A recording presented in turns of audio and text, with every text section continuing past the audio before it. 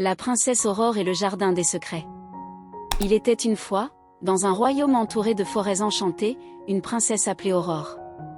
Elle avait des yeux couleur du ciel d'été et une voix qui faisait chanter les oiseaux.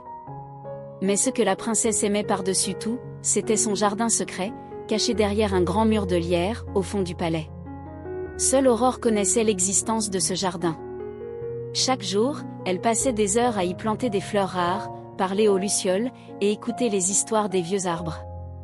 Mais un matin, en arrivant devant la porte du jardin, Aurore découvrit qu'elle était verrouillée, et la clé avait disparu. Déterminée à retrouver son jardin adoré, Aurore partit demander conseil au vieux sage du château. Celui-ci lui parla d'une légende. Dans la forêt des brumes, vit un hibou doré. Il sait tout ce qui se passe dans le royaume. Sans attendre, Aurore enfila sa cape de voyage, prit son panier de provisions, et s'enfonça dans la forêt mystérieuse. La forêt était sombre et remplie de murmures étranges, mais Aurore n'avait pas peur. Elle suivait la lumière des lucioles qui semblaient vouloir la guider. Après de longues heures de marche, elle trouva l'hibou doré, perché sur une branche d'argent. Il ouvrit un œil brillant et dit : « Pour retrouver ta clé, princesse, tu dois faire preuve de patience et de bonté. 3 épreuves t'attendent. » La première épreuve la mena à un ruisseau où un petit faon pleurait, il avait perdu sa maman. Sans hésiter, Aurore prit soin du faon, le réconforta, et retrouva sa maman cachée de l'autre côté du ruisseau. En récompense, le faon lui donna une plume d'argent. La deuxième épreuve fut plus difficile, Aurore arriva devant une grande clairière, totalement envahie par des ronces.